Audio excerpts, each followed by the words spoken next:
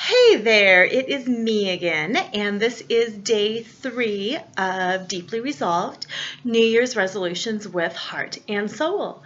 And today, ta-da, we really get into the meat and potatoes of this work. Today's the day where we come up with your resolutions and we really delve into the subconscious portion of the mind and see what's there and figure out what's been holding you back and kind of plan the whole step. First class, we let a lot of stuff go. We closed out our old behaviors. Hopefully you came to some different realizations as far as why you had the behaviors that you had, because like I said in that class, you wouldn't continue doing something unless you had some sort of a benefit. So once you figure out what the benefit is to your behaviors, then it's easier to release those behaviors. So I hope you had some insight on that, and I hope that makes sense. I put up on the Facebook group today kind of a call for, hey, what should we talk about? And I said if I didn't come up with anything good to talk about, I would use weight loss. So we're going to use weight loss as our example. And the other suggestion that was put up was how to calm the monkey mind. So if your resolutions are to lose weight and to be more present, what you're doing in essence is getting rid of having too much weight and getting rid of having a monkey mind. So you have too much weight. For some reason that serves you.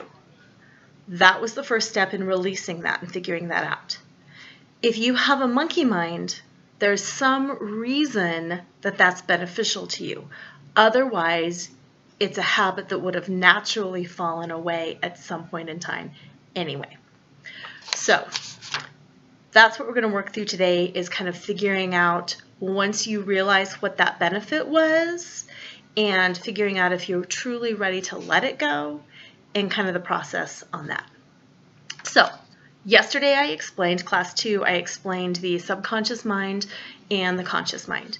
And when we have a resolution, have the desire to change, decide to do something, we're making that decision with the conscious portion of our mind, which is about that top 11% of our mind.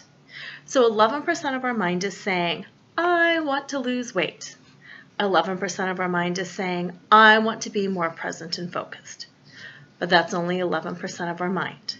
We have the entire subconscious, the entire 88% of our mind holding us back. And by holding us back, I mean keeping us in our default behavior that is keeping us overweight and that is keeping us in a state of distraction. Okay? So when you have 88% of your mind wanting to keep you with the status quo, just because you have consciously said, I want to change it, it doesn't mean you're going to change it. Okay, so I hope that kind of sums up the last couple days and that makes some sense. First step, we're going to take the first resolution, weight loss. Your conscious desire is to lose weight. So you have just decided with 11% of your conscious mind that you want to lose weight. Yay! Next step, and this is all in the handout too, if you haven't already downloaded that, go to Flaunting Fitness and download it. If you don't have Facebook, email me, Lora at pyramidfusion.com, L-O-R-A at pyramidfusion.com, and I will send you the link to all of these forms. First thing is, can I imagine, visualize, or pretend that my goal has been achieved? Can I imagine myself being thin? Can I imagine myself weighing less than I do now? And if you can't, figure out how far you can go. If you're a size 14, can you imagine yourself at a size 10? Can you imagine yourself at a size 8? Can you imagine yourself at a 2? Figure out how far you can go. This tells you a few things.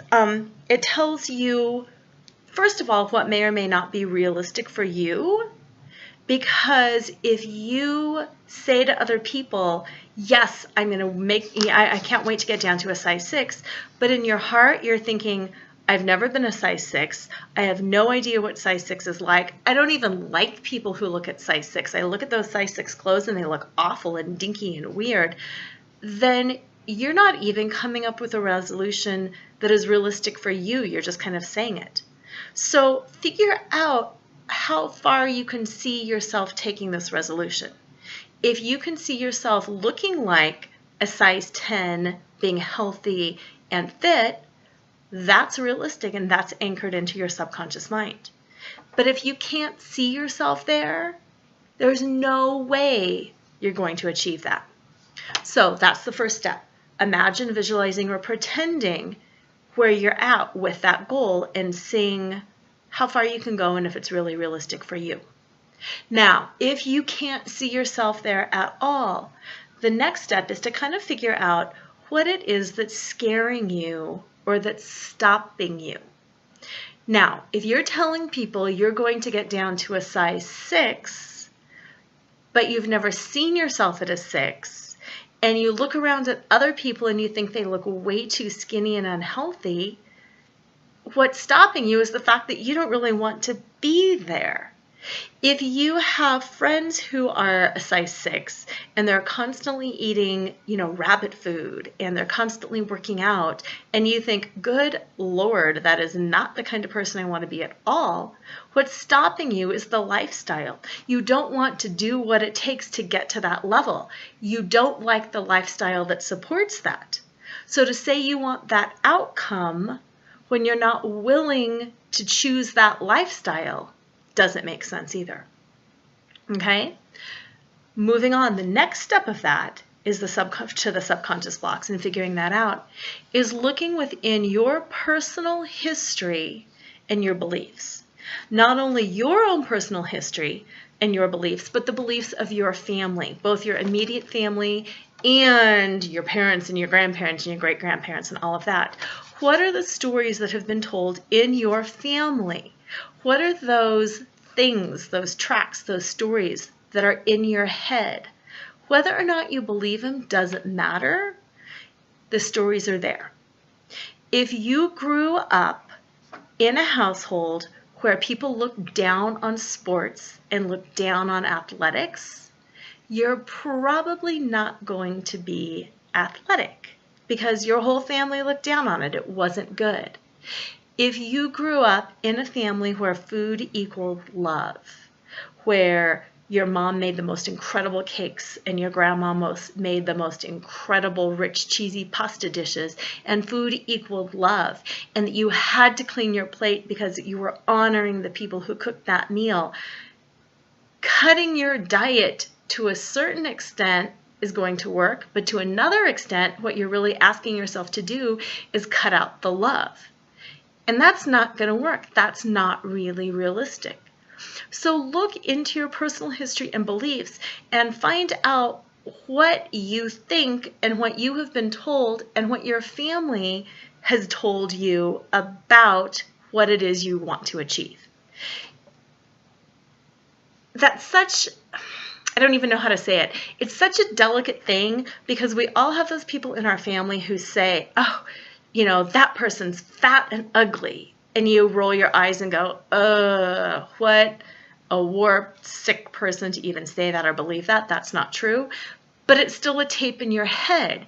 Even though you deny it and you expressly don't believe it, it's still a tape in your head.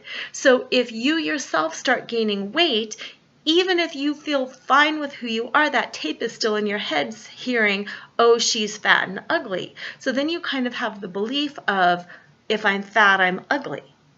So you don't even have to believe it. And that's the thing, people will say, but I don't believe that. Well, it doesn't matter if you believe it or not. It's still a tape in your head. Therefore, it's still a part of your subconscious mind. Therefore, on some level, it's still there and it's still impacting you. So I hope that makes sense. The next thing to look at is secondary gain. Like I said earlier, you wouldn't have this behavior if it didn't benefit you in some manner. When you lose this behavior and change your situation, you're going to lose that benefit.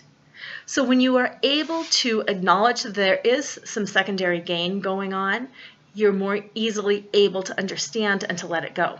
For example, if you are so overweight that you can't get up and do things, you can't go shovel the driveway, you can't clean the house, you always have to get waited on, and you always ask your kids and your husband and your family, oh, can you get that for me? You know, my back, my ankles, it all hurts. That's a benefit. Even if you say you're horrified by it and you're embarrassed by it, on some level, it's a benefit because you're getting taken care of.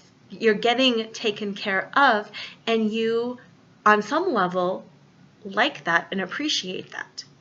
So it's just recognizing what you appreciate and what you are getting by being the way that you are. Tying that into that family beliefs and the personal history, you may have been rewarded as a child for cleaning your plate. You may have been rewarded for having such a healthy appetite. You may have been rewarded for being a pampered princess. That might have been something that was a positive thing in your life. So now you're an adult. Nobody's rewarding you for cleaning your plate. Nobody's treating you as a princess, but those tapes are still in your head. And when you clean your plate, you're still giving yourself a subconscious pat on the back. Yay, I cleaned my plate. I do have a healthy appetite. This is fantastic and this is wonderful. So it's looking at that and seeing what's there. And like I said, it doesn't matter if you believe it or not. The tapes are still there. Okay? The next thing to look at, and again, this is all on my handy little sheet, is the relationships. Every relationship around you will change when you change. Just like every relationship around anybody else will change when those people change. Change is scary. It doesn't matter if it's positive change or a negative change. Change is scary because it's unknown. So, think about the people you have relationships with. Spouses, kids, friends, coworkers. Everybody that you have a relationship with knows you as how you are today. If weight loss is your goal, they know you as the heavy one. They know you as the one who does certain things and does not do certain things, and they have you locked in that role. They have you labeled as the heavy one.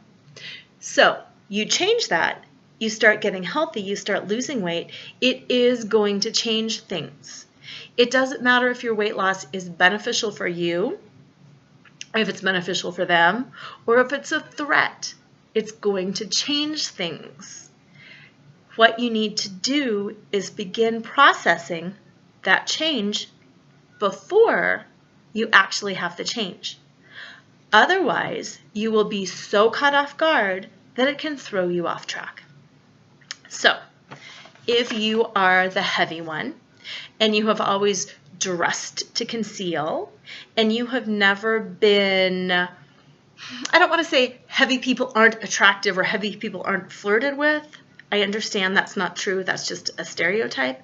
But it's a certain persona that I'm just going to put out here for the sake of showing you what it is.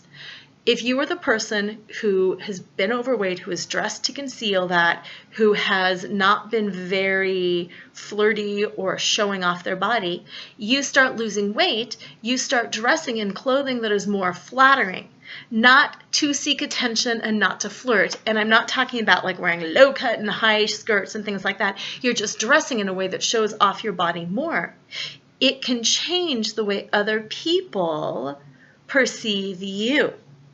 If it's your spouse, they may think, oh my gosh, what is she doing? She's lost all this weight, now she's showing off. Well, no, you're not showing off. You're just wearing more flattering clothing because now you are able to.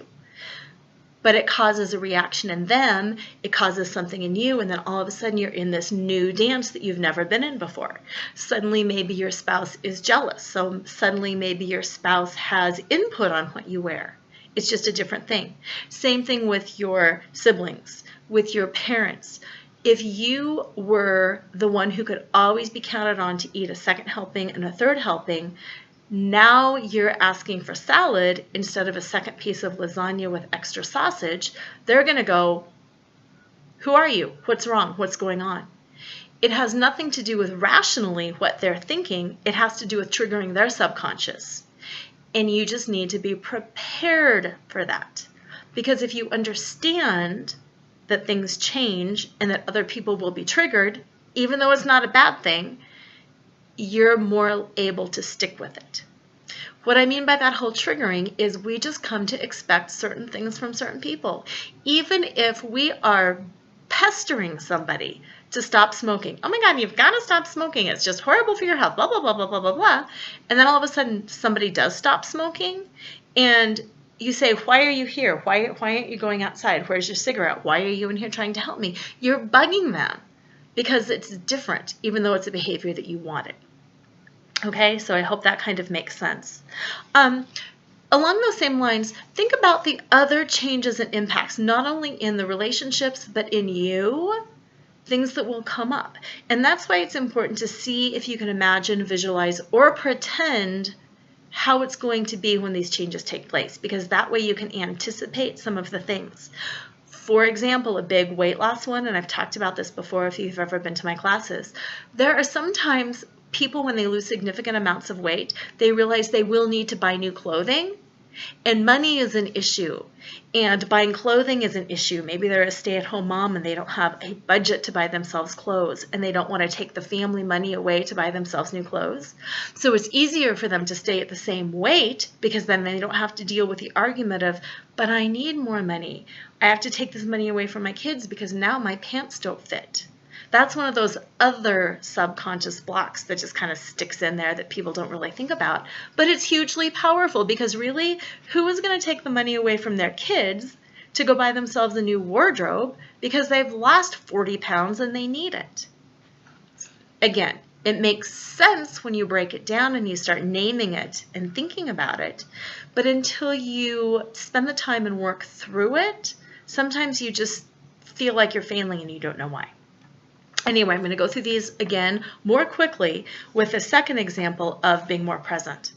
The first one is, can I imagine or visualize myself there? Can you imagine yourself being a very connected, calm person? Oh my gosh, I want to be connected and calm. There is no way that doesn't fit my personality. No, I can't imagine that. I can say 1,000 times, this is who I want to be and I know this is going to be good. But I'm a hyper bouncy person and I can't see myself getting there. So in reality, it's not going to work. I don't know if you've ever read the book Eat, Pray, Love, but it's a fantastic book. And there's one scene in there where she goes to an ashram, and one of the people that she meets has taken like a vow of silence, and she walks through this ashram and she's all peaceful and calm and silent.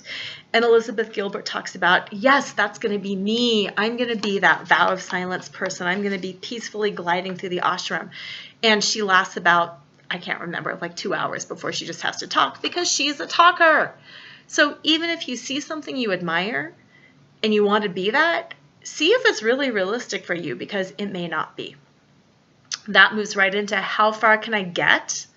For me, being mindful and present and peaceful and zen-like in the moment, I can do that in the moment. I can do that at the end of yoga class.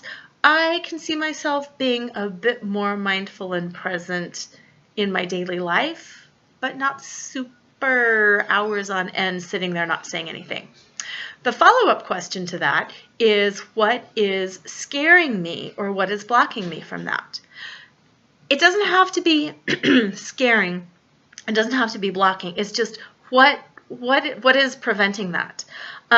For me, it's not my personality, but then I also, and this moves into the personal family history and beliefs, to a certain extent, I have grown up surrounded with the belief that people who are really slow must not be that smart. It's not that anybody said to me growing up, ooh, that person's really slow, I bet they're not smart.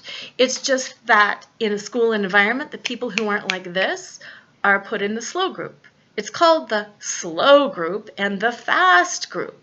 And everything that I've done, whether it's dance or education or whatever, I'm just around people who were fast movers and fast talkers and fast actors. So part of my personal belief is, if you're this slow, peaceful, mellow person, you're probably not really on the ball. You're probably not a big achiever. You're probably not a go-getter. You're probably not that smart.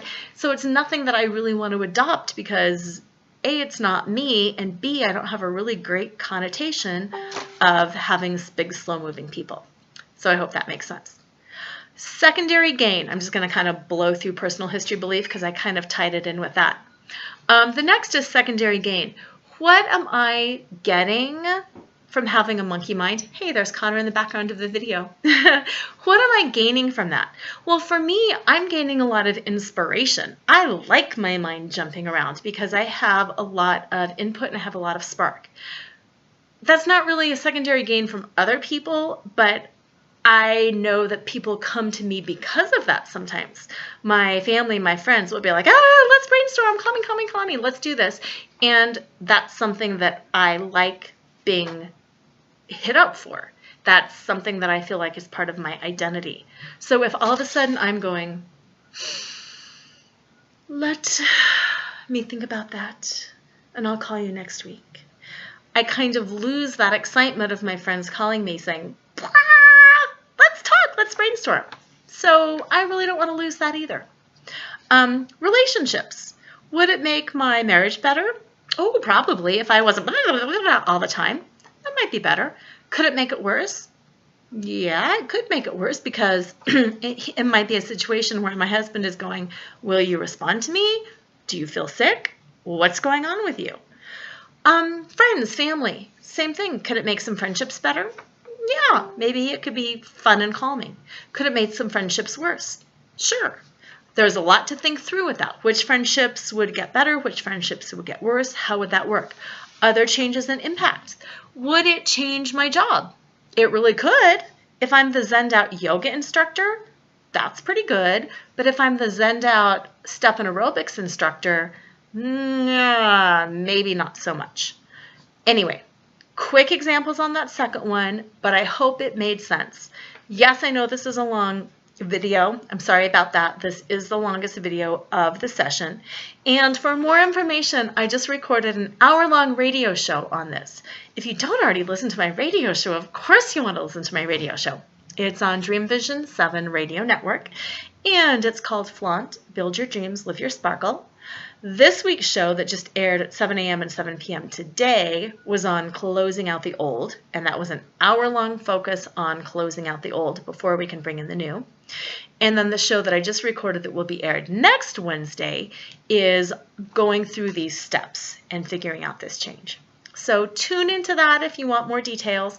Participate on the Facebook page if you want to discuss and share. And I am so happy to answer questions. If you're thinking, I don't know what my secondary gain is, and I don't know what's scaring me, and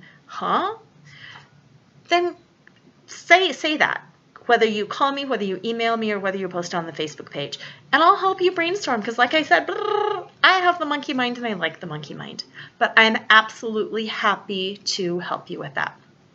The last two questions on this sheet before I close it out are feeling how the resolution feels in your body and figuring out if this resolution supports your greater good. And after you've gone through those questions and kind of answered those, then you'll be able to know, yeah, when I visualize this, I feel great. And, ooh, this resolution doesn't really support my greater good. Like me being a slow-moving, calm, Zen'd Out person maybe doesn't fit my greater good, but it really might fit your greater good. Anyway, thanks for sticking with me. I can't wait for tomorrow, and I can't wait to read your comments. Thanks. Bye-bye.